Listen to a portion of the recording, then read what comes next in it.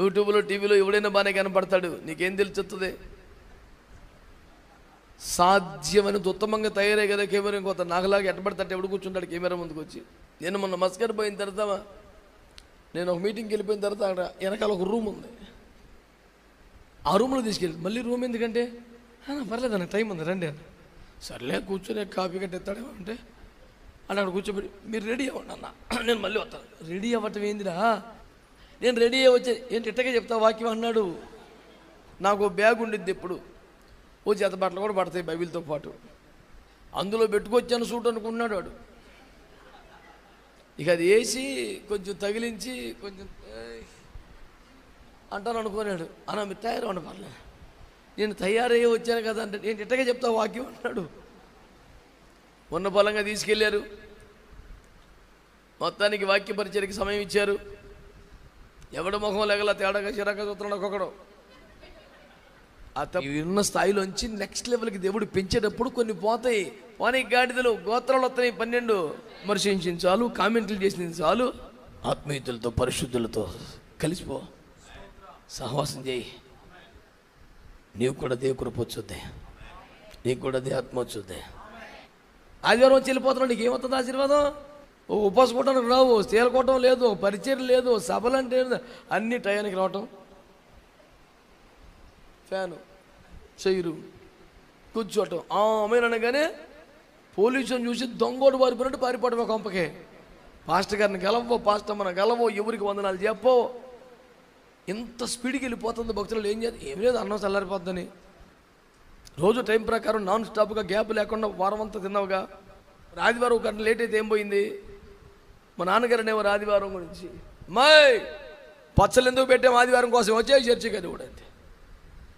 ఆదివారం అంటే పచ్చడే గతి మాకు వేసి రక్తం వేయించి, ఆవకాయ పచ్చడి, నిమ్మకాయ పచ్చడి, టమాటా పచ్చడి, కరువు లేకుండా మొత్తం అటక మీద జాడీలు ఉండేవి. అవన్నీ ఆదివారానికి అంకితం చేయబడ్డ అర్పణలు. ఆదివారం అంటే వెళ్ళి కొట్టుకాడు చస్తాడు ఇంకా మాంసం లైన్లో. 6 రోజులు తినేసావు రాదు, అది ప్రభు దినం అని చెప్పాక అది మాంసం తినే అట్టమైంది. సిగ్గు లేకపోతే సరే. సండే స్పెషల్, ఇడికి ఆరాధన కాదు, వాక్యం కాదు, అభిషేకం కాదు, ఉపదేశం కాదు, సువార్త. సండే స్పెషల్ అంటే ఓ మాట చెప్పనా, మాంసం ఎక్కువగా తినేబడుతూ సహవాసం కూడా. నువ్వే ఎక్కువ తినేవాడు అయితే. క్రైస్తవ్యం అనేది ఒంటరిగా చేసేదానిగా డిజైన్ చేయలేదు. యేసయ్య అన్నాడు, నిన్ను తోటలో ఒక మొక్క అన్నాడు, ద్రాక్షావల్లికి ఒక తీగ అన్నాడు, శరీరములో ఒక అవయవం అన్నాడు. ఎట్లా చెప్పినా ఇలాంటి వ్యవహారమే ఉంటుంది, కానీ నువ్వు సోలోగా సింగిల్గా కరెంటు స్తంభంలాగా రోడ్డు పక్కన ఉంచున్నట్టుగా ఎక్కడ బైబిల్లో ఉండదు. చాలామంది నా ఎవరినే ప్రార్థన చేసుకుంటానండి, ప్రభుత్వం ఉంటానండి, దానికి కలిగింది దేవుని సేవ చేస్తానని, నాకు ఇంకెవరితో అబ్బే అలా ఉండదు నాన్న. అమలో విన్నారా? నాకు నేరుగా దేవునితోనే సహవాసం ఉన్నది అనే ఒక పిచ్చి భ్రమలో ఎవడు బతకొద్దు. దేవునితో సహవాసం ఉంటే స్థానిక సంఘంతోనో దైవజనులతోనో ఖచ్చితంగా సహవాసం ఉండి తీరాలి. అది బైబిల్లో ఉన్న విధానం. దాన్ని మార్చడానికి ఎవరికైనా లైసెన్సులు లేవు. ఎవరైనా రాజ్యాంగాన్ని మారుతున్నారు కదా, మేము కూడా బైబిల్లో కొన్ని మారుదామని ప్లాన్ చేశారేమో. అట్లాంటివి ఏమి లేవు, ఉండవు. దేవునికి స్తోత్రం చెప్పండి. హల్లెలూయా. కనుక ప్రభునందు ప్రియులారా, నేను మీకు చేయుచున్న మనవిని వినండి. దేవునితో ఉన్న వారితోనే మనకి ఎట్లుండాలి? సహవాసం ఉండాలి. సహవాసం యొక్క విలువ గుర్తుపెట్టుకోవడానికి చెప్తున్నాను ఈ మాటలు. లోతు అబ్రహామును విడిచిపోయాడు అనండి.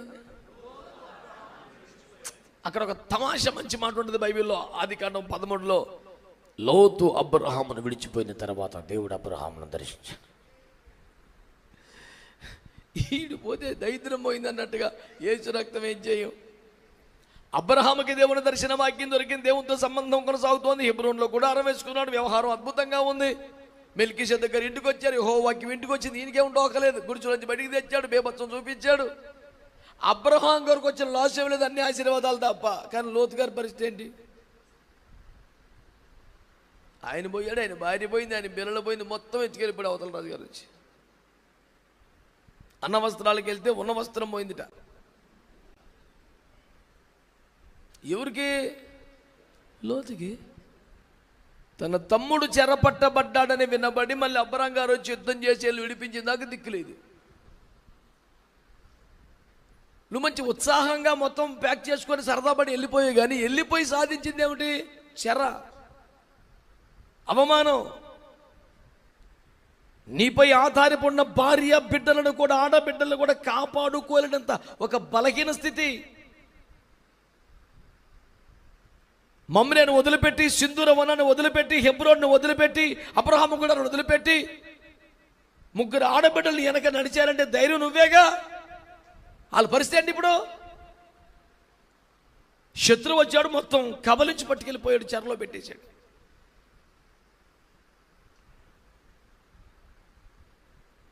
ఈయన బాబు ఫీలింగ్ ఏంటి? మనకి ఇప్పుడు ఆస్తులు ఉన్నాయి.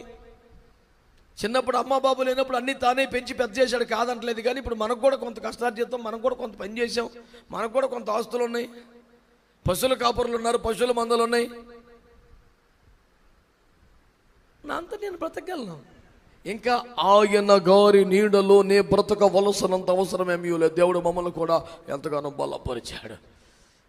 ఎక్కడ బలపరిచాడు? ఎట్లా బలపరిచాడు? ఎవరి వల్ల బలపరిచాడు? ఎందుకని బలపరిచాడు? అసలు బలం ఉంచిన కారణం ఏంటి? అన్నీ మర్చిపోయాడు. బలం ఒకటే కనపడుతుంది వీడికి.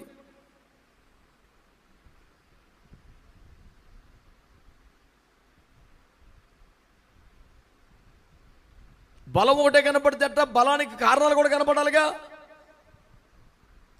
రయ్యమని రోడ్డు మీద దూసుకెళ్ళిపోతున్నాడు కారు మీద, కానీ దానికి టైర్లు ఉంటాయని, దానికి కొన్ని నట్లు బోట్లు బిగించి ఉంటాయని, ఇది తెలియకుండానే తిరిగితే ఎంత ప్రమాదం సార్. చిన్నప్పుడే అమ్మా నాన్న చచ్చిపోతే అన్ని తానై పెంచి పెద్ద చేసి ఈ స్థితికి రావడానికి కారణం ఎవరు? అబ్రహామే కదా. అబ్రహామే పట్టించుకోకపోతే, శ్రద్ధ తీసుకోకపోతే, నీ పశువుల కాపర్లకి నా పశువుల కాపర్లకి దెబ్బలాట వచ్చిందంట, మన సహోదరు మన బంధువులు మన మధ్య వివాదం ఉండకూడదు, వేరైపోదాం అంటే వెంటనే లోతేమన్నా ఓకే అని వెళ్ళిపోతాడా? ఎవడండి అసలు? ఎవడ వలన వచ్చింది వివాదాన్ని పట్టుకోవద్దా? క్షమాపణ చెప్పి గారికి అనొద్దా? వాడిని గండించొద్దా? లేకపోతే ఈ సమస్యకు కారణంగా వాడిని తొలగించొద్దా?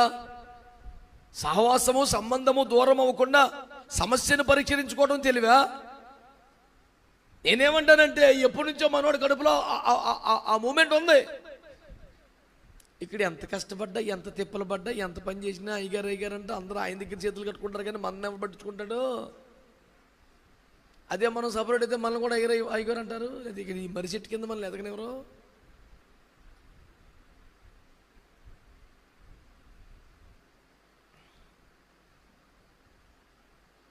పేరే లోతు కదండి, చాలా లోతుగా తింటాడు, చాలా లోతండి బాబు. అందుకనే ఎప్పుడో ప్యాక్ చేసి పెట్టాడు, రెడీగా ఉన్నాడు. మనం ఇట్లా దూరం ఉందాం నాన్న, మనకు గొడవ ఉండక మరుక్షణం వెళ్ళిపోయాడండి. ఎంత ప్రిపేర్డ్గా లేకపోతే వెళ్ళిపోతాడండి. ఒక చర్చిలో ఒక మాట్లాడింది, నాన్నగారు నేను ఎక్కడికి వెళ్ళిపోతానండి బాబు, మీరు లేకుండా ఎలాగండి బాబు, అసలు పదం కూడా లేదండి. రెప్పపాట్లో చూశాడు. యోర్దాను దరి ప్రాంతం అంతా పచ్చగా సస్యశ్యామలంగా కలకలాడుతూ ఉంది.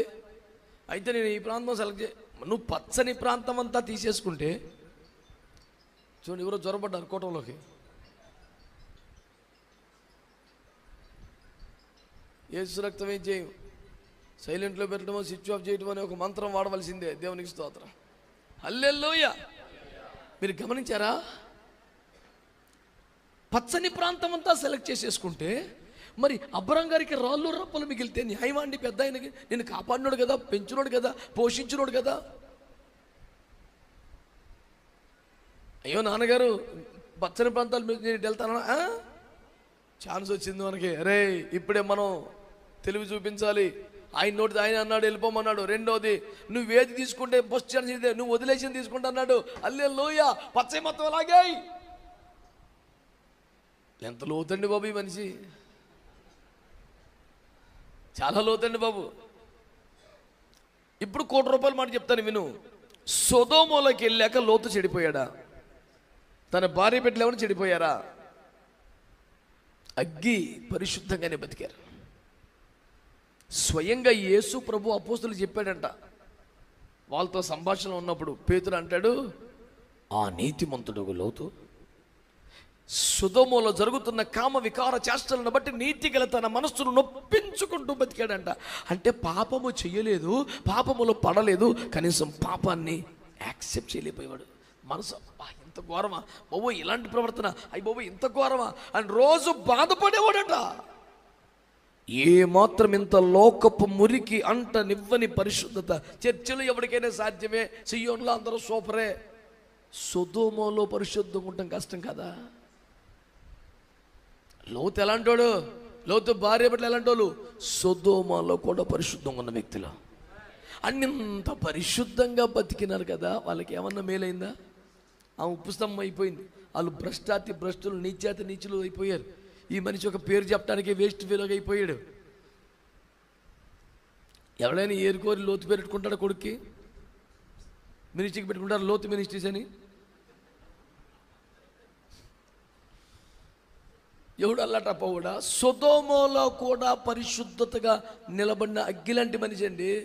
మరి ఎవడికి ఆదర్శం కాదే, ఎవడు పేరెట్టుకోడే, సర్వనాశనం అయిపోయిందిగా. లోతు కాలం ఎక్కడ, మోషే కాలం ఎక్కడ, 100 సంవత్సరాల గ్యాప్ ఉంది. అబ్రహాం కాలం ఇది, తర్వాత ఇస్సాకు కాలం రావాలి, తర్వాత యాకోబు కాలం రావాలి, తర్వాత యోసేపు కాలం రావాలి, ఆ తర్వాత 400 సంవత్సరాలు బానిసత్వం రావాలి, అప్పుడు మోషే రావాలి. ఇప్పుడు మోషే వందల సంవత్సరాల తర్వాత పుట్టినాడు. అతడు ద్వితీయోపదేశంలో మాట్లాడుతూ అంటాడు, వారి తండ్రులు ద్రాక్షలు తిన్నారు, వారి పిల్లల పలుసులు పురిశాయి, వారి ద్రాక్ష సొదొమ ద్రాక్ష, అది చేదు. సొదొమ యొక్క చేదైన ఫలాన్ని గురించి మోషే మాట్లాడుతున్నాడు. అమ్మోనీయులు మోయాబీల గురించి మోషే మాట్లాడుతున్నాడు. ఈ పాపిష్టి సంతతి ఎలా పుట్టింది? ఈ దాష్టికం వల్ల కదా. అంటే ఎన్ని 100 సంవత్సరాల తర్వాత కూడా తుడిచిపెట్టలేనంత చేదు ఫలాన్ని మిగిలించిన వాడు లోతు. అవటానికి పరిశుద్ధుడే, ఎంత ఘోరం. నేను అడుగుతున్న ప్రశ్న ఒకటే, లోతు చేసిన తప్పేంటి? వ్యభిచారమా, దొంగతనమా, మద్యపానమా, విగ్రహారాధన చేశాడా, సహవాసం వదిలేశాడు? ఎక్కడికి వెళ్ళినా బ్రతకగలను, నేను కష్టం చేసుకునే మనిషిని, నేను శ్రమజీవిని, ఈ పరిచర్య ఏదో, ఈ వ్యాపారం ఏదో, ఈ కష్టం ఏదో ఎక్కడ చేసినా బతకొచ్చు. నిన్ను కాపాడినోడెవడో, నిన్ను రక్షించుకున్నాడెవడో, నిన్ను బలపరచునోడెవడో, నిన్ను ఆదరించినోడెవడో, నువ్వు ఇలా స్థిరపడ్డానికి కారకుడెవడో, ఎట్టొదిలేస్తావు నానా?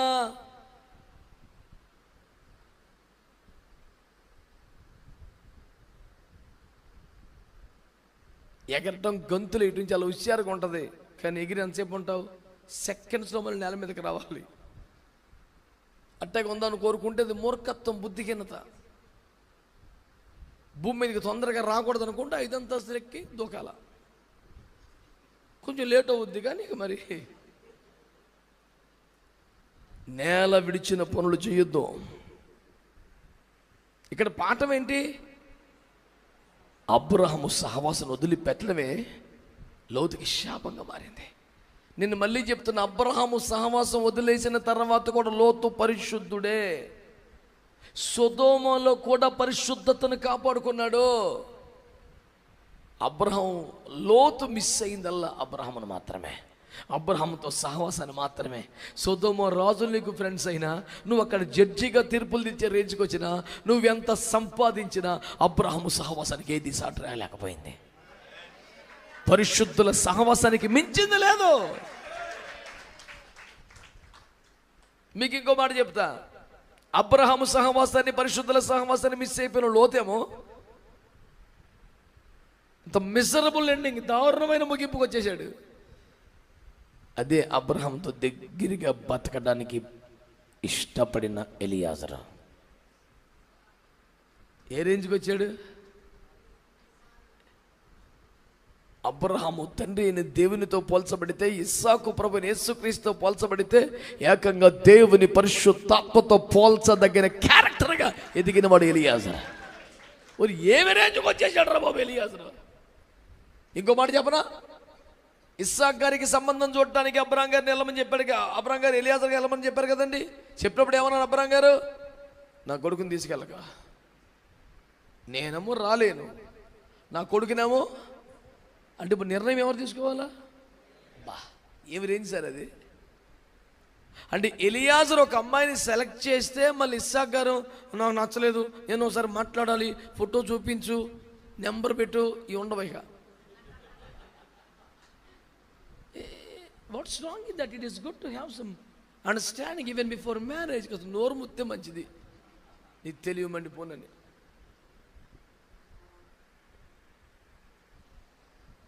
ఆధునిక సమాజం తెలివితేటలు ఎక్కువైపోయి, సాంకేతిక పరిజ్ఞానం పెరిగిపోయి, తెలివే పెరుగుతుంది గొడవలు కూడా పెట్టుకోవడానికి. చెత్త లాజిక్లు, సూపర్ పాయింట్లు దొరుకుతాయి తగ్గు పెట్టుకోవడానికి. ఇన్ని లాజిక్లు, తెలివితేటలు లేని వాళ్ళు ఎన్ని బాధలున్నా బాగానే కలిసి ఉంటున్నారు. ఆనందంలో అప్పుల్లో కూడా శుభ్రంగా ఉంటారు. ఈ తెలివితేటలు ఉన్నవాడు అసలు అప్పులేమి లేకపోయినా సరే వీళ్ళకే బోల్డ్ తిప్పలు. తెలివి వల్లనే. తెలివి తప్పు అని నేను అంట్లా, ఆ తెలివి వద్దన్నాను. దేవుని స్తోత్రం. ఒకే పాయింట్ అండి. బెతుయేలు ఇంటికి మన ఎలియాజరు వెళ్తే ఏమంటాడు ఆయన? యెహోవా వలన ఆశీర్వదించబడిన వాడా లోనికి రమ్ము, నువ్వు బయట నిలువనేలా. ఈయనంట నెత్తినోరు బాదుకొని, అయ్య బాబా నేను కాదండి, మా యజమానుడు యెహోవా వలన ఆశీర్వదింపబడేవాడు, నేను పాలేరునండి, పని మనిషినండి అని గోల పెట్టేస్తున్నాడు. ఇక ఆయన తరపున ఆయన ప్లేస్లో వచ్చావు. అబ్రహామే వస్తే ఏ గౌరవం దక్కుతుందో ఆ గౌరవం అంతా ఎవరికి దక్కింది ఇప్పుడు? ఏమి రేంజ్ సార్ అదే. మనోడికి ఏం దక్కింది? సొంతంగా ఆయనే సెలెక్ట్ చేసుకున్న కొండ, దాని మీద పెద్ద బండ దరిద్రం. పరిశుద్ధుల సహవాసం ఒక్కటి కోల్పోతే నీ పరిశుద్ధత, నీ గొడవ, నీ గోత్రం అన్ని శుద్ధ దండగా వేస్ట్. చేదైన ఫలం మిగిలిపోద్ది, తరాలకు ఒక శాపం ఉండిపోద్ది. పచ్చగా కనపడుతుంది కదా, సస్యశ్యామలంగా ఉంది కదా, దేవుని తోట వలె కనపడింది. కానీ పరిగెడితే ఏముండదు నాన్న. అయ్యా సంగతులందరూ విన్నారు నా మాట. యూట్యూబ్లో, టీవీలో ఎవడైనా బాగానే కనపడతాడు, నీకేం తెలుస్తుంది? సాధ్యమని ఉత్తమంగా తయారై కదా కెమెరా. ఇంకొత నాగలాగా ఎట్టబడతాడు, ఎవడు కూర్చుంటాడు కెమెరా ముందుకు వచ్చి, ఏమి రాత లేకుండా పోత లేకుండా. దేవునికి స్తోత్రం. నేను ఏ దేశం పోయి ఇదే అవతారం. నేను మొన్న మస్కర్ పోయిన తర్వాత, నేను ఒక మీటింగ్కి వెళ్ళిపోయిన తర్వాత అక్కడ వెనకాల ఒక రూమ్ ఉంది. ఆ రూమ్లో తీసుకెళ్ళి, మళ్ళీ రూమ్ ఎందుకంటే పర్లేదన్న టైం ఉంది రండి అని. సర్లే కూర్చొని కాఫీ గట్ట ఎత్తాడేమో అంటే అని అక్కడ కూర్చోబెట్టి, మీరు రెడీ అవ్వండి అన్న, నేను మళ్ళీ వస్తాను. రెడీ అవ్వటం ఏందిరా? నేను రెడీ అయ్యి వచ్చే, ఏంటి ఇట్టగా చెప్తా వాక్యం అన్నాడు. ఏదది బ్యాగు ఉందా? నా బ్యాగ్ ఏది? కింద ఉందా? ఓకే. నాకు బ్యాగ్ ఉండిద్ది ఎప్పుడు, ఓ చేత బట్టలు కూడా పడతాయి బైబిల్తో పాటు. ఈ 60,000 ఏసు రక్తం ఇచ్చేయం అందులో పెట్టుకొచ్చాను సూట్ అనుకున్నాడు వాడు. ఇక అది వేసి కొంచెం తగిలించి కొంచెం అంటాను అనుకున్నాడు. అన్న మీరు తయారవ్వండి పర్లేదు, నేను తయారయ్యే వచ్చాను కదా అంటే, నేను ఇట్టగా చెప్తా వాక్యం అన్నాడు. నన్ను వాక్యానికి పిలిస్తే నాకు సూట్ లేదని 150 రూపాయలు అద్దెకి సూట్ తెచ్చుకొని వేసుకున్నానని చెప్పిన సాక్ష్యం బాగా విన్నాడు అంటాడు.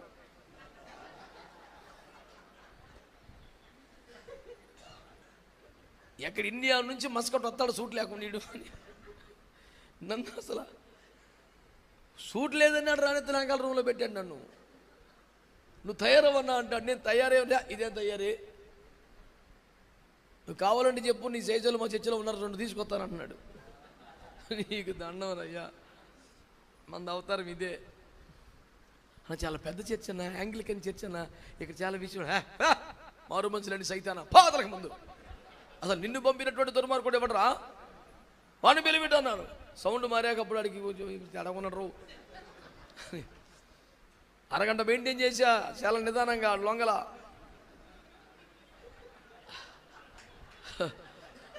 ఒక సరైనటువంటి ఎక్స్ రక్తవేద్యం గద్దించేపాటికి మొత్తం సెట్ అయింది. ఉన్న పొలంగా తీసుకెళ్ళారు, మొత్తానికి వాక్య పరిచయకి సమయం ఇచ్చారు. ఎవడ ముఖం లేగల తేడాగా చిరాక చూస్తున్నాడు ఒక్కొక్కడు. ఆ తప్పైన కుమారుడు పందుల దగ్గర పడుకుని వస్తే కూడా అలా అన్నాడు చూడాల. వీళ్ళు చూస్తున్నారు నన్ను సూట్ లేదని. ఒక 10 నిమిషాల తర్వాత దేవుని కృపలు అంతా మారిందనుకోండి. ముగింపుకు వచ్చేప్పటికి సూట్లు బ్యాచ్ మొత్తం మోకాల మీద ఉన్నారు. అప్పుడు ఇప్పారు కొత్తగా బూట్లు. కూర్చొని బూటు కానీ టూపుతున్నాడు, నా ఎదురుకుండా ఒకడు. ఆడు సంఘ పెద్ద అంట, ఆడు ఇందులోనే పెద్ద, సంఘానికి కాదు. ప్రభువుకి స్తోత్రం, మీకు వందనాలు. ఎవరేం మాట్లాడతలేదే. నేను అనేది ఏంటి, నీకు వ్యక్తిగతంగా పరిశుద్ధత ఉన్నప్పటికీ కూడా నీకేం అవసరం? పరిశుద్ధుల సహవాసం చాలా అవసరం అండి. మళ్ళీ చెప్తున్న, లోతు సొదొమలోకి వెళ్ళాడు తప్ప పొర్రపాటును కూడా పాపం చేయలేదు. విగ్రహారాధన కానీ, వ్యభిచారం కానీ, మద్యపానం కానీ, పెండ్లేడుకు వచ్చిన కన్యకలని తన బిడ్డలను కూడా ఏ పురుషుడు తాకకుండా నిప్పులా కాపాడుకున్నాడో. అసలు వంక పెడతలేదు. ఫ్యామిలీ పరంగా చూసుకుంటే ఫ్యామిలీ మొత్తం నాశనం అయిపోయింది. నీ నీతి నీకు సరిపోయిద్ది అనుకోవద్దు. పద్దాక ఎవరో ఒకరు బలపరచక్కలే, మేము బాగానే బలంగా ఉండగలం, నిలబడగలం. వద్దు. పరిశుద్ధులతో నీకు సహవాసం ఉండాలి, ఆత్మీయులతో నీకు అనుబంధం ఉండాలి. అది నీకు చాలా అవసరమని మాత్రం మనం చేస్తున్నాను. దేవునికి స్తోత్రం చెప్పండి. సంఘస్థులందరూ దైవజనుడితో సహవాసం కలిగి ఉంటారా? వచ్చి వెళ్ళిపోతామేనా? సహవాసం కలిగి ఉంటుండే అదే రోజు వందనాలు చెప్పి సందా బియ్యం పెట్టి 10 రూపాయలు వెళ్ళిపోతామా? దశభాగ్యం ఇవ్వటం పోనీ. దైవజనులతో కలిసి ప్రార్థనలో గడపాలి, దైవజనులతో కలిసి పరిచర్యలో పాలు పొందాలి, దైవజనులతో కలిసి సువార్తకు వెళ్ళాలి. దాని పేరు సహవాసం అంటారు. ఆదివారం వచ్చి వెళ్ళిపోతే పేరు సహవాసం కాదు. అదేం సహవాసం అది?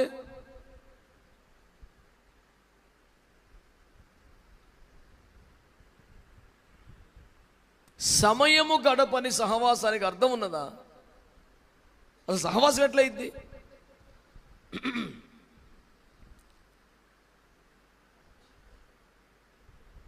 దేవుని వాక్యాన్ని శ్రద్ధగా ఆలకించే ప్రయత్నం చేద్దాం.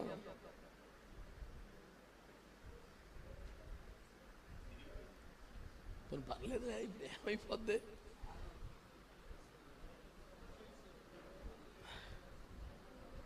అంత కలకలం ఏం అక్కర్లా, కొంచెం సపోర్ట్ చేయండి చాలు.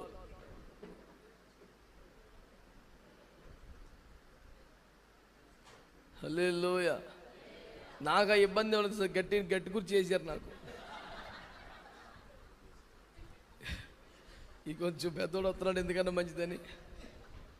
అట్లాంటి గుర్చే యువతలు కూడా వేయచ్చు, కానీ నన్ను కొంచెం కళ్ళతోనే కాటా వేసి ఈడు కొంచెం పెద్ద మనిషి అని అనగారు. దేవునికి స్తోత్రం కలుగునగాక. హల్లెలూయా. మంచి వాళ్ళందరూ చెప్పండి హల్లెలూయా. ప్రభువునందు మిక్కిలి ప్రియమైనటువంటి దేవుని సేవకులారా, దేవుని బిడ్డలారా, మనకు ఆత్మీయులతో పరిశుద్ధులతో మనకి ఏముండాలి చెప్పండి? మనకి ఏముండాలి? మన నీతి కూడా సరిపోదు, మన పరిశుద్ధత కూడా సరిపోదు, మనకు సహవాసం ఉండాల్సిందే. ఆమేన్ అనండి గట్టిగా. ఇప్పుడు నయోమి మోయాబు వెళ్ళిన తర్వాత విగ్రహారాధనలో పడిపోయిందా? ఆ లోకపు ఆచారాలకి, అలవాట్లకి, పాపిష్టి బుద్ధులకు మరిగిందా? అగ్గిలాగా బతికింది మోయాబు వెళ్ళినా, కానీ అందరినీ కోల్పోయింది. సహవాసానికి ఉన్న విలువ ఇంక దేనికి లేదు సార్. నా మాట బాగేనండి, శ్రద్ధగా ఈ మాట వినండి పిల్లారా.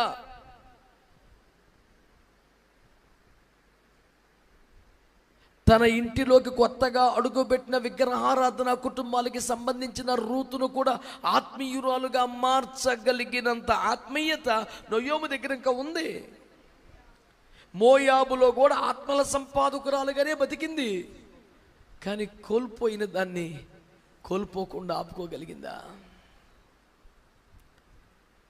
ఇక్కడుంటే చచ్చిపోతావు అని అక్కడికి వెళ్ళి చచ్చిపోయారు. చచ్చినా పర్లేదు, ఇక్కడే ఉంటామని శుభ్రంగా ఉన్నారు, ఎవడు చావలేదు ఇక్కడ.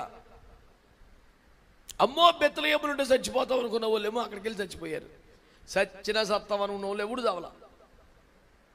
అసలు బెత్లెహేములో కరువు వాళ్ళు ఎంతమంది చచ్చారు? ఎవరు? అందరూ బాగానే ఉన్నారు. కరువైనా కష్టమైనా ఏదైనా దేవుణ్ణి కానీ సంఘాన్ని కానీ ఉపదేశాన్ని కానీ విడిచిపెట్టిన నమ్మకంగా ఉన్నవాడు సహవాసంలో ఆడెప్పుడు బాగానే ఉంటాడు. కొంచెం అసంతృప్తి రాగానే, కొంచెం బాధ రాగానే, కొంచెం తిప్పలు రాగానే, కొంచెం అడ్రస్ మార్చేవాడు ఉంటాడు, ఆడు సంగతి ఇంతే సంగతులు. నేను వాళ్ళకి ఒక పేరు పెట్టాను, తీర్థయ్య. నేను బైబిల్ మూసేసి బ్యాగులు ఎట్టేతనం ఏంటమ్మా? నీకు ఆకలి ఎత్తే కూట ముగించేయాలా? ఇప్పుడు అప్పుడే అవ్వదో. దేవునికి స్తోత్రం. మూడేళ్ళ మడి పిలుస్తున్నాడు అన్నగారు, కుదరలేదు, రాకరాక ఇవ్వాలి వచ్చాను. సరిపెట్టేసేమైంది? దేవునికి స్తోత్రం. కొంతమంది భక్తులు తెలివిగా నాకు సిగ్నల్ ఇస్తుంటారు, ఇక భోజనం టైం అయిపోయింది, షుగర్ టాబ్లెట్ వేసుకోవాలా, కొంచెం అర్థం చేసుకో అని. నాకు బాగా అర్థమయ్యాక ఇంకెక్కువసేపు చెప్తా, అటు చేయబాకండి. ప్రభువుకు స్తోత్రం చెప్పండి. హల్లెలూయా. బెత్లెహేమును వదిలిపెట్టేవాడు ఎవడు క్షేమంగా లేడు. సచ్చినా పర్లేదని అక్కడ ఉండిపోయినాడు, దర్జాగా ఉన్నాడు, వెళ్ళిపోయినాడు, పోయాడు. అక్కడ దాకెందుకు? యెరూషలేములోనే ఉన్న వాళ్ళందరూ ఆత్మను చెందింపబడ్డారు, అభిషేకాన్ని పొందారు, భూమిని తల్ల కిందల నుంచి అపోస్తలు అయ్యారు, బేభత్సమైన సాక్షులు అయ్యారు. యెరూషలేము ఎరుకోకి వెళ్ళివాడు దొంగడు దొరికాడు, బట్టలు కూడా లాగేశాడు, కొరప్రాణంతో రక్త పడుగులు వదిలేశాడు. ఇవన్నీ చూస్తున్నప్పుడు నీకు తెలుతున్న ఫలితార్థం ఏంటి? సహవాసమే ఇంపార్టెంట్. ఎలీషా శిష్యులు కూడా ఈ స్థలం మాకు ఇరుగ్గా ఉంది, నీ సెలవైతే యోర్దాను అద్దరికెళ్ళి తల ఒక మ్రాను నరిగి తల ఒక గుడి చేసుకుంటామే, దుర్మార్గం మండిపోను, పాపిష్టి బుద్ధులని. వీడు యోర్దాను అద్దరికి వెళ్ళగలడు, మళ్ళీ యువతలకి రాగలడు, పెద్ద పెద్ద దొంగలు తెచ్చేయగలడు. మరి ఎంత వస్తాదు అయితే నువ్వు ఈ పాక ఇరుగ్గా ఉంది కాబట్టి తలకో కర్ర తెచ్చి తలకో చేసి పెద్దిల్లు కట్టచ్చుగా. మాకున్న బలం, మాకున్న సామర్థ్యం, మాకున్న తెలివి అన్నీ మా ఇల్లు కట్టుకోవటానికి వాడతాం, నీ ఇంటికి వాడడం. ఈడు దుర్మార్గమైన శిష్యుడు కదా. పరిచయం నేర్చుకున్నాడు, పాటలు నేర్చుకున్నాడు, ఆరాధన నేర్చుకున్నాడు, వాక్యం నేర్చుకున్నాడు, బలపడ్డాడు. ఇప్పుడు వెళ్ళి ఒక సంఘాన్ని కట్టగలిగినంత నిపుణత వచ్చేసింది కాబట్టి వేరే సేవ చేస్తాడు, దాన్ని ఈ సంఘాన్ని మాత్రం బలపరచడు.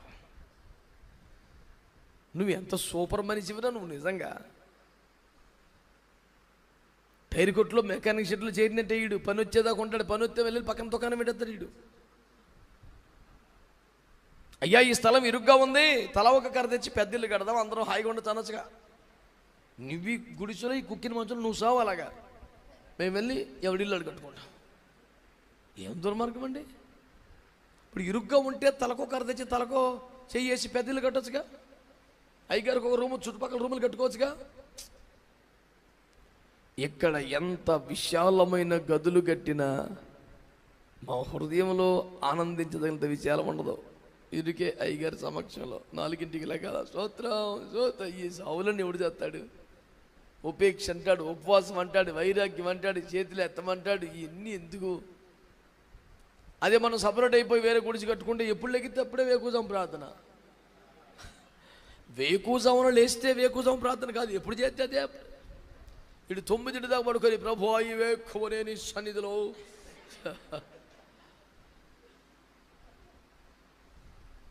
అయ్యగారి దగ్గర సాగు గట్ట ఈ స్థలము నీకును మాకును ఇరుకుగా ఉన్నది. ఒంట్లో ఓపిక లేకపోయినా నీరసం ఉంటే సహజమే, నీరసం ప్రార్థన మానేస్తా మోకరించు అంటాడు. అయిపోయి రాత్రి కొంచెం లేట్ అయిందిగా, లేట్ అయితే మధ్యాహ్నం పడుకుంది కానీ లేచి ప్రార్థన చేయి.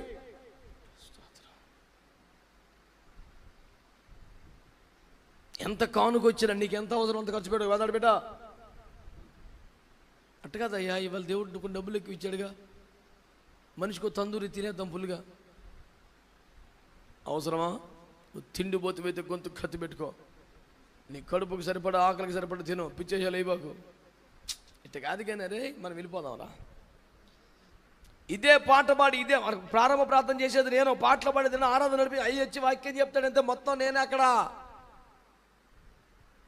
భోజనం పెడతాడు, డబ్బులు ఇవ్వడం. నువ్వు కూలడు అనుకుంటే రోజుకు 1000 రూపాయలు ఇచ్చేసేవాడురా. కొడుకు అనుకొని ఇవ్వలేదు. ఆ తెంగలోడు అలా చేశాడు. ఎవడాడు? పెద్ద కొడుకు. నేను నా స్నేహితులతో ఆనందించినట్లు ఒక మేక పెళ్ళి ఇచ్చావా? ఆడు స్నేహితులతో ఆనందించాడనే వీడు కంప్లైంట్ చెప్తున్నాడు. మళ్ళీ స్నేహితులతో ఆనందించిన నాకు మేక పెళ్ళి ఇవ్వలేదు అంటున్నాడు. వీడికి ఎలాంటి ఆశలు లేవు, స్నేహితులతో సంతోషపడాలి బుద్ధులు లేవు. వీడు నా దగ్గరే ఉంటాడు, నాతోనే సంతోషిస్తాడు, నా సంతోషం వాడు సంతోషం అని అనుకున్నాడు నాన్నగారు. ఆడు వెళ్ళిపోయి ఎంజాయ్ చేస్తున్నాడు, వీడు ఎప్పుడెప్పుడు వెళ్ళిపోయి ఎంజాయ్ చేద్దామని వేచి చూస్తున్నాడు. వీడు రెండు ఆ తానులో కొట్లే, ఆ స్కూల్ పెట్టలే. ఆడు వెళ్ళిపోయి ఎంజాయ్ చేస్తున్నాడు, ఇటు ఎప్పుడెప్పుడు వెళ్దామని కోసుకొని కూర్చొని ఉన్నాడు. ఏంటి బాధ ఏంట్రా? నేను నా స్నేహితులతో ఆనందించిన ఒక్క మేకపిల్లని ఎప్పుడు ఇచ్చావా? పిచ్చి మొహం వాడ, నువ్వు ఎల్లప్పుడు నాతోనే ఉన్నావు, అవన్నీ నువ్వే అన్నీ నాయన. ప్రైజ్ లార్డ్, హల్లెలూయా.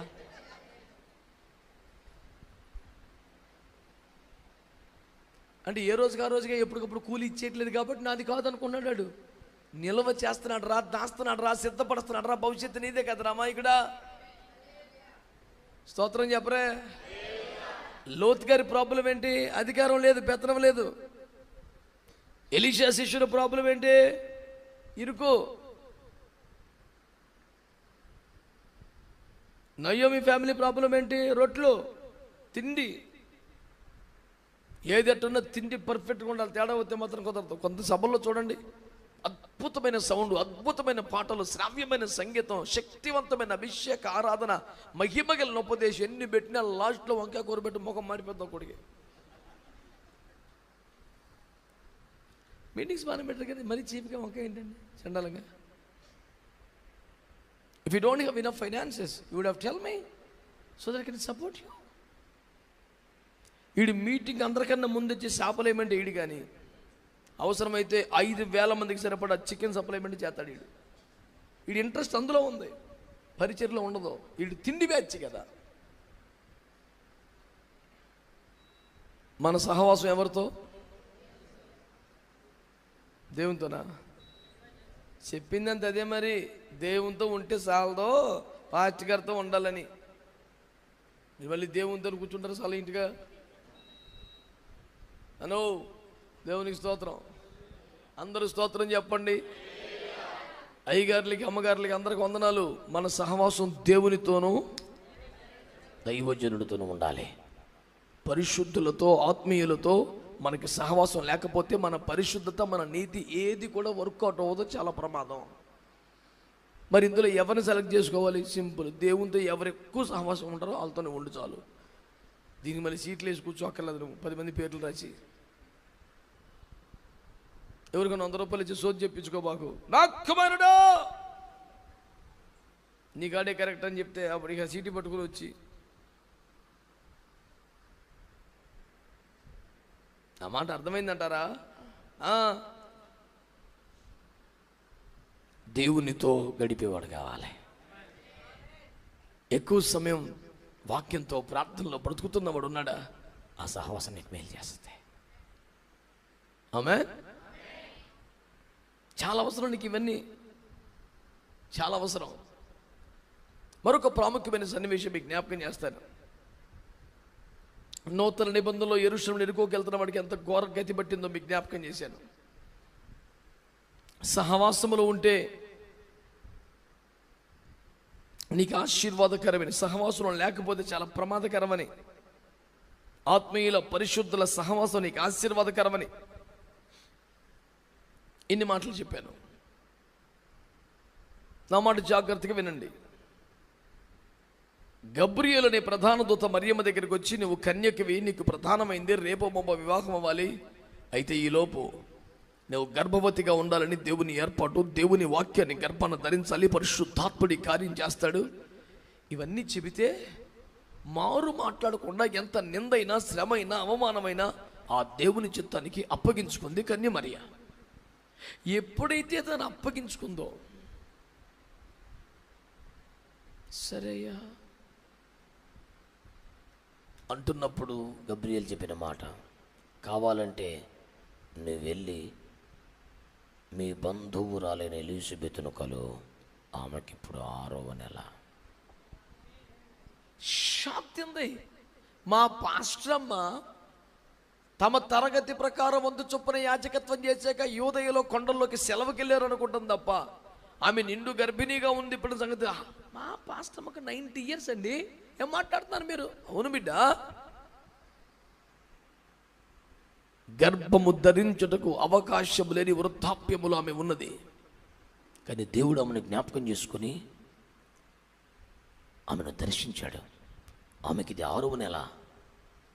నేను పురుషుని ఎరుగని దానిని ఇది ఎలాగో జరుగును అనగానే ఎలిజబెత్ పేరు చెప్పి ఒకసారి వెళ్ళి కలుసుకో.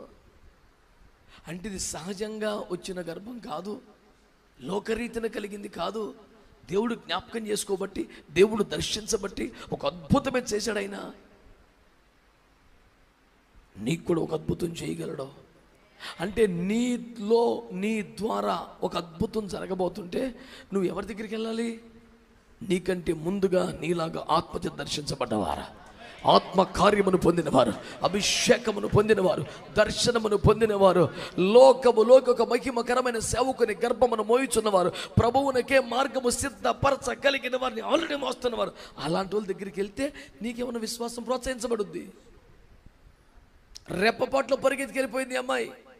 పాస్టమ్మ గారు ప్రైజ్ ది లార్డ్, ఆ బిడ్డ ప్రైజ్ ది లార్డ్ అనంగానే యోహాన్ గారు నాట్యం స్టార్ట్ చేశారంట. దేవునికి స్తోత్రం, హల్లెలూయా. కంగారు పడిపోయి, పాస్టమ్మ గారు నీ కడుపు ఎందుకు అలాగవుతుంది, నాకు భయంగా ఉందని. ఏమి లేదు బిడ్డ, నీ గర్భములో ఉన్న ప్రభువును చూసి నా గర్భములోని ప్రవక్త గంతులేసి నాట్యం ఆడుతున్నాడు. హల్లెలూయా. అబ్బా, ఆశ్చర్యపోయి అప్పుడు చెప్పింది ఒక మాట, ₹1,00,00,000 మాట. నా ప్రభు యొక్క తల్లి నా వద్దకు వచ్చి నాకు ఎలాగో తటస్థించిన. ఎవరి దగ్గరికి వెళ్ళాలి? ఆత్మపూర్ణురాలు. ఎవరి దగ్గరికి వెళ్ళింది? ఆత్మలో చూడగలుగుతున్న వ్యక్తి దగ్గరికి. ఎవరి దగ్గరికి? ఆత్మచేత దర్శింపబడి ఆత్మైన దేవుని గర్భమును మోయిచున్న ఒక స్థాయి కలిగిన వాళ్ళ దగ్గరికి. దేవునికి స్తోత్రం చెప్పండి. ఎవరిని కలుసుకోవాలి నువ్వు? ఎవరితో సహవాసం ఉండాలి?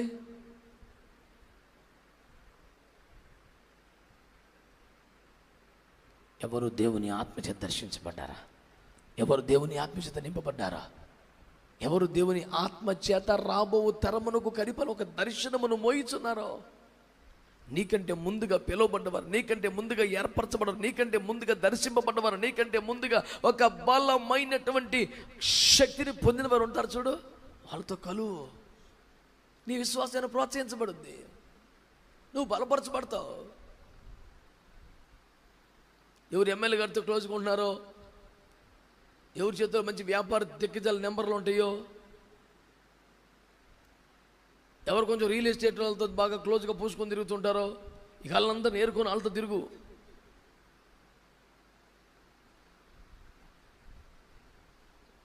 ఇక ఇల్లు కట్టుకుంటాడు, నీ కనీసం రోడ్డు వేసే కంటే అట్ట బతకటం వినవే. మన పిలుపు ఏంటి, ఏర్పాటు ఏంటి, మన ఆశ ఏంటి, మనం బతికి సచ్చేది ఎక్కడ? నా హృదయంలో ఈ ఉదయం ప్రభు పెట్టిన భారం సహవాసం.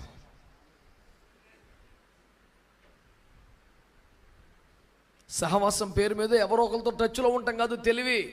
సహవాసం పేరు మీద మెంబర్షిప్ కట్టుకొని తిరగటం కాదు. ఆత్మీయులను, పరిశుద్ధులను గమనించి వారితో నమ్మకంగా మంచిగా సహవాసం చేయి. అది నీ ఆత్మీయ జీవితానికి చాలా మంచిది. మళ్ళీ చెప్తున్నాను, పరిశుద్ధతను కాపాడుకున్న నయోమికి కూడా మోయాబులో మేలు కలగదో, పరిశుద్ధతను కాపాడుకున్న లోతు కూడా సొదొమలో మేలు కలగదో. సహవాసములో ఉంటే తప్ప బెత్లెహేమును విడిచిపెడితే పోయినట్టే, సింధూర వనను వదిలిపెడితే, అబ్రాహాము గొడవను వదిలిపెడితే పోయినట్టే. ఎందుకని? అబ్రహాం ఎవరు? దేవుని స్నేహితుడు. అబ్రహాము ఇంకను దేవుని సందులో నిలిచి ఉండెను. అబ్రహాము ఆయన్ని సమీపించి మాట్లాడుచుండెను. అబ్రహాముతో మాట్లాడుతూ చాలించి యెహోవా పరమునకు వెళ్ళను. అప్పుడు అబ్రహాం ఇంటికి వచ్చాను. అది అబ్రహాం అంటే దేవునితో సహవాసం, దేవునితో ఉంటాడు. అలాంటి మనిషి వదిలిపెట్టి వెళ్తే నువ్వు ఇంకెంత బాగుపడతావు? ఎలీషా ఆత్మను కోల్పోయాడా, అభిషేకాన్ని కోల్పోయాడా, మహిమను కోల్పోయాడా, వాడబట్టం లేదా?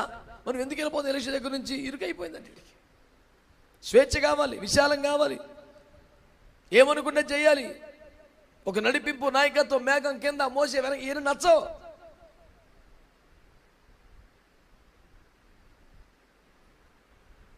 ఆత్మీయులతో సహవాసాన్ని పోగొట్టుకున్న తర్వాత నీ పరిశుద్ధత, నీ నీతి కూడా నీకు పెద్ద మేలు చెయ్యదు. ఇక్కడ భయంకరమైనటువంటి దెబ్బ తగిలేసింది. ఇది రక్తం ఓడుతూనే ఉంటుంది, దీనివల్ల నీకు ప్రమాదం జరుగుద్ది.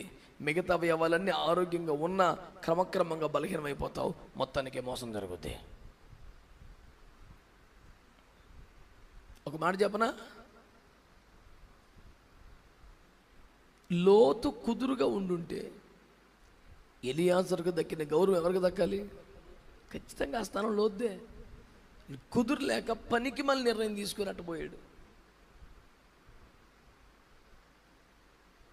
ఇంకో రూట్లోకి వస్తాను. తిమోతి పౌలు చేతిలో పడబట్టి కదా ఆ రేంజ్. ఆ లుస్త్రలో ఉండిపోతే, ఆ దెర్బేలో ఉండిపోతే ఒక మంచి క్రైస్తవుడిగా ఉండిపోయాడంతే. పౌలుకు జత పనివాడిగా, పౌలు కట్టిన సంఘాలను చూసుకుని కాపరిగా, మంచి సైనికుడిగా, తోటి యోధుడిగా ఇంత గొప్ప సాక్ష్యం తిమోతి సాధించేవాడు కాదు. సరైనోడి చేతిలో పడితేనే ఆశీర్వాదం. పక్కన పడవేయబడ్డ బాణముల మీద ఎలీషా చేతులు పెడితే అవి యెహోవా రక్షణ బాణాలుగా మారిపోయినాయి. నువ్వు సరైన చోటుకు వస్తే ఆశీర్వాదం, సరైన చేతిలో పడితే ఆశీర్వాదం, సరైన నడిపింపులు ఉంటే ఆశీర్వాదం, సరైన సహవాసం కలిగి ఉంటే ఆశీర్వాదం. నీకు దేవునితో సహవాసం ఎంత అవసరమో పరిశుద్ధులతో, ఆత్మీయులతో సహవాసం కూడా అంతే అవసరం. సహవాసం వదిలిపెట్టి, నడిపింపును వదిలిపెట్టి నువ్వు యోర్దానికి వెళ్తావు, పెద్ద పెద్ద మానులు దొంగలు నరుక్కొస్తావు, ఎన్ని తెలివితేటలు గొడ్డలు ఎత్తుకొస్తావు, ఇంట్లో దాచిపెడతావు. ఇన్ని తెలివితేటలు నువ్వు పాకమట్టుగా వేయలేవు. ఆయన దగ్గర ఉండగానే వెళ్ళావు, గొడ్డలు తెచ్చావు, దాచిపెట్టావు, ఇన్ని మేనేజ్ చేసావు, గుడి చేసావా? నీ వెళ్ళవదు. నీ తెలివితేటలు, టాలెంట్లు, ఎరువు తెచ్చి ఎత్తుకొచ్చిన గొడ్డల్లో ఏవి ఉపయోగపడవు. సహవాసం ఒకటే ఉపయోగపడుతుంది. అహరోను ఎక్కడో ఉంటే ప్రధాన యాజకుడు అయి ఉండేవాడా? వచ్చి మోషేతో కాలువ బట్టి ప్రధాన యాజకుడు అయ్యాడు. 2 గాడిదలు పోతే ఎత్తుక్కోవటం చేత కాని పిల్లోడు ఎవరో సౌలు. ఒక్క రాత్రి సమూయేలు గారి ఇంట్లో ఉన్నాడు. తెల్లారిపడి కింగ్ అయిపోయాడు. రక్తం వేయించి స్నానం చేసి భోజనం చేసి పడుకో అన్నాడు. అదేంటి అయ్యో గాడిదలు అంటే, రేపు పొద్దున్న చెప్తాను లేవా అన్నాడు. తెల్లవారులు ఒకటే పోతాడు, నా గాడిదలు, నా గాడిదలు, నా గాడిదలు. 2 గాడిదలు ఎత్తుకోలేకపోతాడు. యూజ్లెస్ ఫెలో అంటాడు మా నాన్న. దర్శనం అంతా గాడిదలే, భారం అంతా గాడిదలే, తెల్లవారులు కనిపెట్టిందంతా గాడిదలే. తెల్లారు లేచాక ఆయన మోకరించమన్నాడు. మోకరించిన తర్వాత ఇప్పుడు గాడిదలు ఏడున్నాయని చెప్తాడని చెప్తే నెత్తి మీద నువ్వు పోసి ఇశ్రాయేలు మీద యెహోవా నిన్ను రాజుగా అభిషేకించాడు. అది పోలే కానీ గాడిదలు ఎక్కడ ఉన్నాయి? ఈ గాడిదలు ఏందిరా? నువ్వు ఇప్పుడు అభిషేకించబడి రాజు కానీ నాన్న కొడతాడుగా.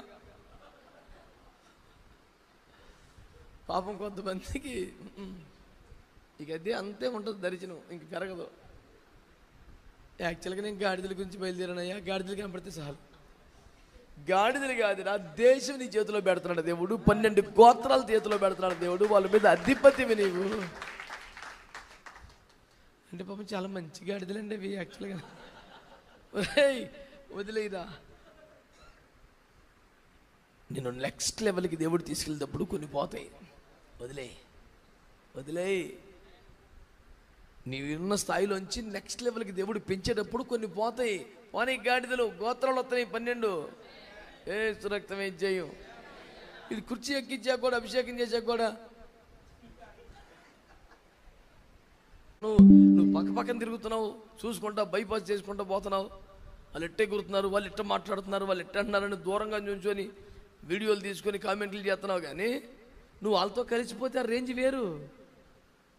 విమర్శించింది చాలు, కామెంట్లు చేసింది చాలు. ఆత్మీయులతో, పరిశుద్ధులతో కలిసిపో, సహవాసం చేయి.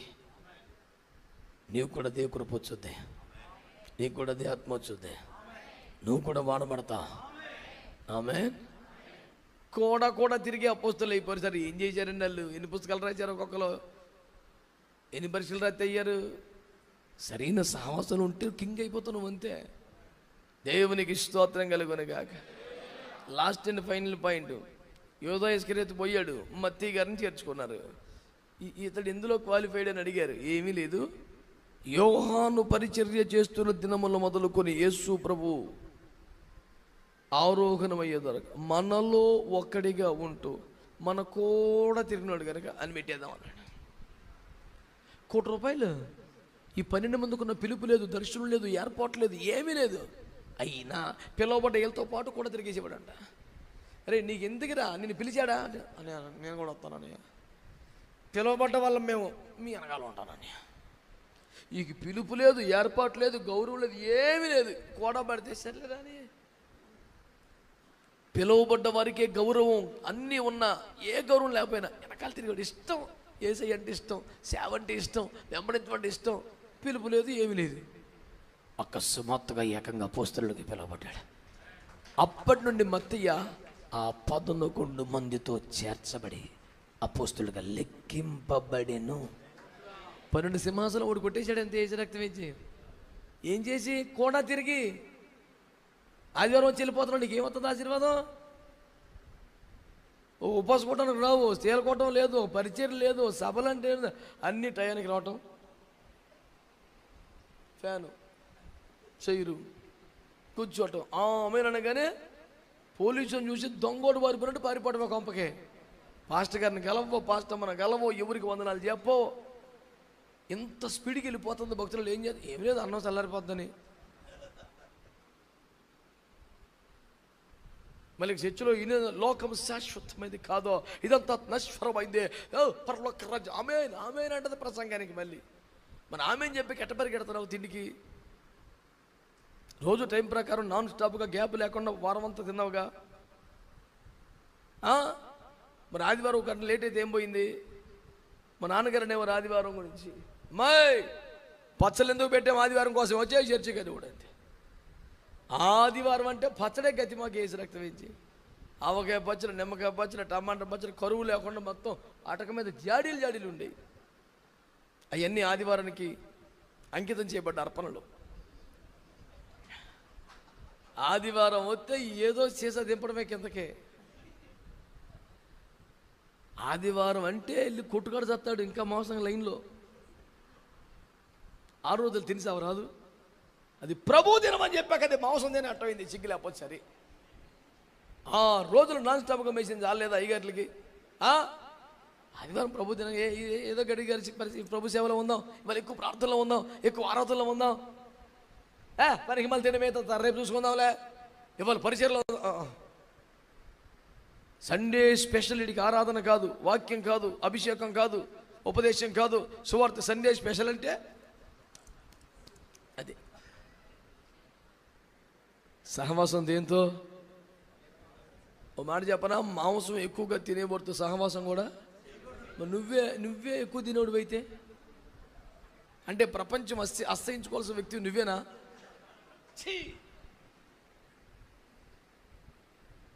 నేను ఎంతగా దేవుని ప్రేమను కనపరచడం మా వీధిలో అదొకలాగా చూస్తున్నారని ఆసనం వచ్చేస్తున్నారా? పొద్దున్న లేస్తే కిటికీలు తలుపులు వేసుకోలేక సత్తున్నారు పక్కింటోడు. ఈ గొంపలో పప్పు తాలింపు వేసిన వాసన ఎప్పుడు వచ్చిందా? ఎప్పుడు ఆ తాలింపే?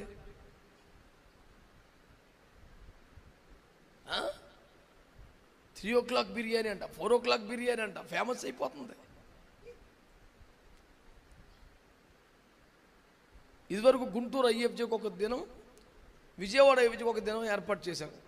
ఇంకా ఎక్కువ ఐఎఫ్జేలు అయిపోయి కుదరక 6:30 నుంచి 9:30 గుంటూరుకి, 10 నుంచి 1 గంటకి విజయవాడకి పెట్టాం. వీళ్ళకి భోజనం పెట్టే గొడవ తప్పింది. టిఫినే గుంటూరులో పని తేలికైంది. ఎవడు చురుగ్గా ఉంటాడో, ఎవడు మెలుకుంటాడో, ఎవడు తొందరగా వస్తాడో ఆడి పని తేలికవుద్ది. ఎప్పుడు కూడా వాళ్ళు 6 కూడుకలే ఉన్నారు. వాళ్ళకి లంచ్ పడింది. తెల్లారపడికి కూడుకుని వీళ్ళకి టిఫిన్తో ప్యానం తేలింది. సరే కదా వస్తే ఆ టిఫిన్లో చికెన్ పెట్టాడు. తెల్లారి పడి చికెన్. ఊరుగా నా బాగోదు పొత్తిగానే. ఎవరికి? నీకా ఆయనగా? మన సహవాసం అయితే మాంసముతోనూ బిర్యానీతోనూ ఉన్నదా? ఎవరితో ఉండాలి సార్ మన సహవాసం? ఆమేన్. యేసయ్యతో సహవాసం ఉండాలి. ఆత్మీయులతో, పరిశుద్ధులతో, దైవజనులతో కూడా, అభిషక్తులతో సహవాసం ఉండాలి. లోతు, ఎలీషా శిష్యులు, నయోమి ఫ్యామిలీ, ఎరుకోకి వెళ్తాను ఎవనొస్తాడు? నువ్వు ఎవరిని తీసుకో, వాళ్ళే భ్రష్టమైన పాపం చేయలేదు. సహవాసాన్ని కోల్పోయినందుకే నాశనం అయిపోయారు. ఎలియాజర్ లాంటోడు ఏం బీభత్సమైన పుణ్యకార్యాలు చేసేలేదు, సరైన సహవాసంలో సెట్ అయ్యాడు, బాగుపడిపోయాడు. రూతమ్మ సరైన సహవాసాన్ని ఎంపిక చేసుకుంది, రాణి అయిపోయింది. ఆమె మంచి సహవాసాన్ని కోరుకోండి, పరిశుద్ధులతో సహవాసం చేయండి, దైవజనులతో సహవాసం చేయండి.